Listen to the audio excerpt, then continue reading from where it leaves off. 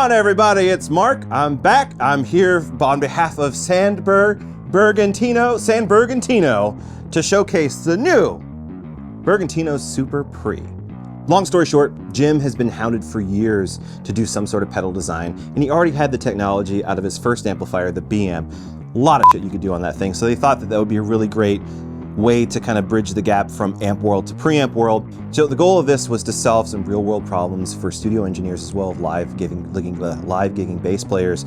It serves musicians and engineers alike with basically a toolkit with a lot of gadgets under the hood to give you the most transparent sound or the perfect colorized tone with a clean sound to make your bass sound like your bass through whatever you're going through, whether that's like a monitor or a PA, headphones, amplifier, what have you. But also it has some really great features like the distortion, the overdrives, the fuzz, a lot of different tonal shaping that this thing is capable of. It's very intuitive right out of the box. And you might be familiar with like Rupert Neve and how like his designs were basically like you could turn any knob and turn any fader to the maximum volume and still get a good sound out of it. That's sort of been Jim's philosophy from the jump. So let's dive in a little bit on this guy.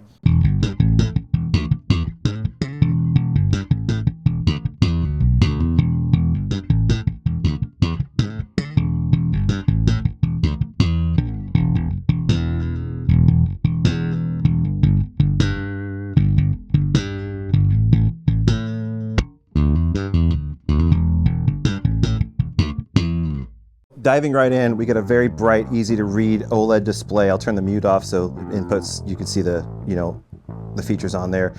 We've got a 4-band EQ. It's programmable. Under the hood in the deep settings, you can actually adjust what the center frequency is, and that saves it on a global scale.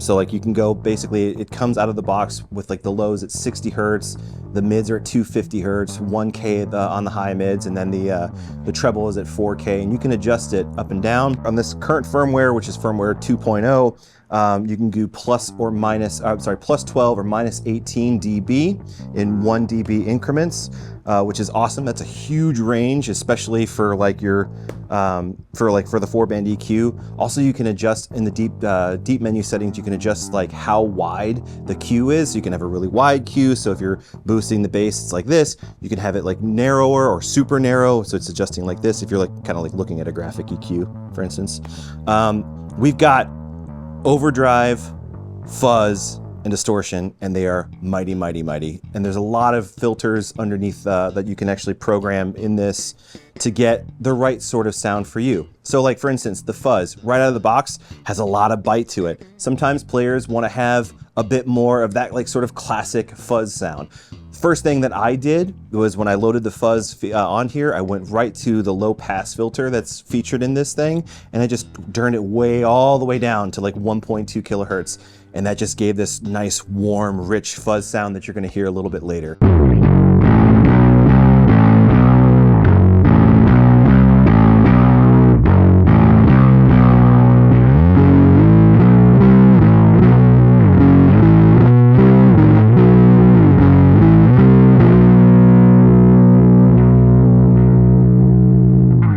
So in addition to this bright, easy to read OLED display, you've got programmable filters. You've got a low pass filter, a high pass filter that's variable. You also have like the drive low pass filter. When you put your like overdrives and fuzz and distortion settings on there, you can kind of control a specific range as far as the attack goes. In addition to all of the distortion sounds, you've got 7 banks, and then each bank has 3 different scenes that you can set. So you got 21 different presets on this thing for like various basses that you're using. Like you can switch between songs. You can name everything. You can like program it and save it as a specific name, so you can recall it as you need to. Also, speaking of other basses, most conventional electric basses have like this magnetic style pickup. Some upright players and acoustic players have a piezo pickup, so you can actually go again in the deep menu settings. You can adjust the input impedance. So it comes out of the box at 1 meg, I think, which is perfect for basses like this. But if you're using an upright, you want to adjust it to 10 megs, and you can go back in there. It's scene savable as well. So if you want to set up a specific scene, if you want to switch to upright and then back to your electric, you can do that at just a flick of a switch. just flick the switch and you're good.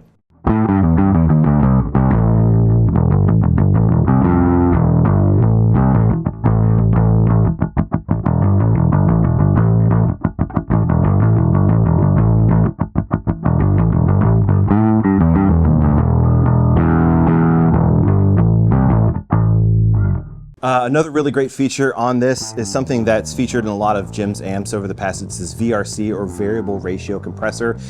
Basically,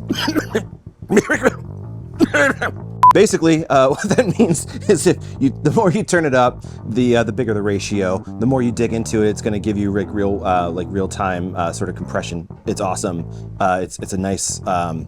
It's just a nice sound. There's a lot of basically there's a lot of EQing that you can do on this one. This is something that you can just pull out of the box and play and dial in, but it is more so, I would say, a knob tweaker's delight, to really fine tune sounds that give you the right kind of expression based on your specific attack. If you're using your fingers, a pick, where you're playing on the instrument, to deliver that in any sort of environment, whether it's, again, through headphones, through main speakers, through your big speakers, if you're playing indoors versus outdoors. There's a lot of different tonal capabilities. And with the 21 different banks, you can really fine tune it to be adaptable, so you can just go and change things on the fly on a gig. I mean, it is pretty fantastic for that. So with any preamp pedal, I think it's really important to first thing you want to do is adjust the input gain. The reason is, the input gain is going to affect the parameters your compression, your EQ, your clipping stages and stuff. It's going to adjust, it's going to affect all those things. So if it's clipping on the input, you'll see if it's overloading the unit, you'll see that this little light, this OL light, is going to start flashing. What you want to do is just kind of play as hard as you think you're going to play. You'll see the light sort of flash, and just maybe dial it back a little bit, just so there's a little bit of tickle. So you're not overloading it and getting a lot of that unnatural clipping that you don't really want.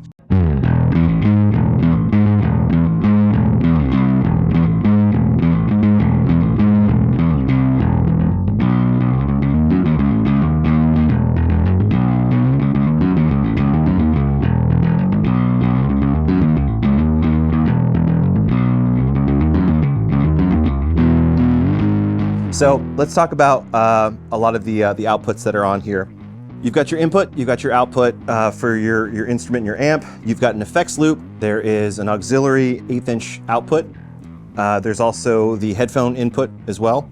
And then you've got the pre-DI and the post-DI. Pre-DI is going to be basically the unaffected signal. The post-DI is going to be everything affected going out. Right now we're recording all the bass stuff through the post-DI, so you hear all the affected signal on there. And yeah, a lot of different, and that's kind of perfect, because if you're using this in a gigging situation where you want your affected signal, but you still want a clean unaffected signal blended in, your engineer, the front of house engineer is going to love that, to be able to do the pre-DI clean and then the post-DI for your dirty, and then they can make the adjustments from there. So while you do have 21 different banks and all of the EQing and distortion sounds at your fingertips, you still have a tool at the end of the day that's not going to colorize your sound too much and give you the most natural sound of your instrument before it gets to the affected signal.